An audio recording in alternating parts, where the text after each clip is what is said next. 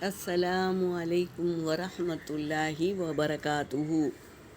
اعوذ باللہ من الشیطان الرجیم، بسم اللہ الرحمن الرحیم، ربی زدنی علما۔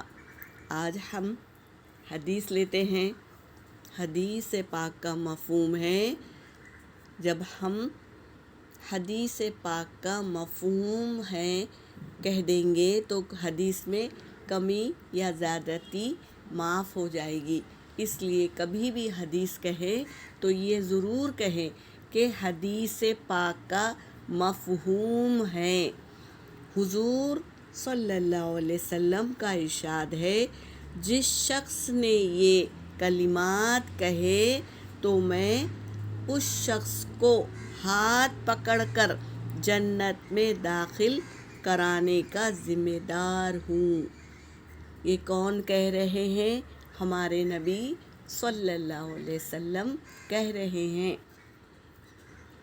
تو کیا ہے وہ کلمات؟ یہ ہے بسم اللہ الرحمن الرحیم۔ رضیت، کیا کہیں گے؟ پورے حرکت ہے، رضیت باللہ ربا۔ یہاں میں رک رہی ہوں تو دیکھو ایک زبر کو ہٹا دی ہوں تو وہ الف مدہ بن گیا۔ رضیت باللہ ربا وبالاسلام دینا۔ میں رک رہی ہوں اس لیے ایک زبر کو ہٹا دی ہوں، الف مدہ بن گیا وہ۔ وبالاسلام دینا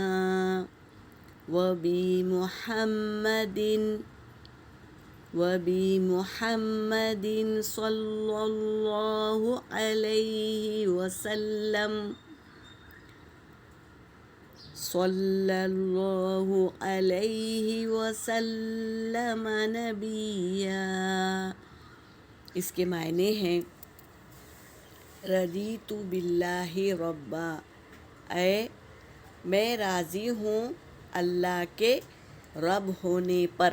ہم کیا کہہ رہے ہیں اللہ سے؟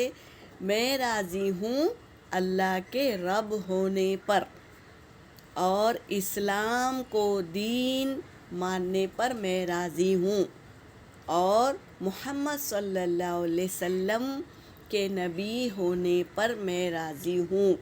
جب ہم ان کلمات کو کہیں گے تو حضور صلی اللہ علیہ وسلم کا ارشاد ہے کہ جس شخص نے یہ کلمات کہے تو میں اس شخص کو ہاتھ پکڑ کر جنت میں داخل کرانے کا ذمہ دار ہوں۔ تو یہ کلمہ کیوں نہ ہم سیکھیں، کیوں نہ ہم پڑھیں؟ اسے ہم 2 بار، کم از کم 2 بار، فجر کے بعد یا مغرب کے بعد 2 بار ہمیں ضرور پڑھنا ہے، تاکہ ہم قیامت کے دن حضور صلی اللہ علیہ وسلم ہمارا ہاتھ پکڑ کر جنت میں داخل کرا دیں گے۔ یہ آپ صلی اللہ علیہ وسلم کے کہے ہوئے الفاظ ہے، تو ہم اس کو ضرور یاد کریں گے اور عمل میں لائیں گے۔ یہاں پر میرا سبق ہو گیا۔ وآخر الدعوانا ان الحمد للہ رب العالمین۔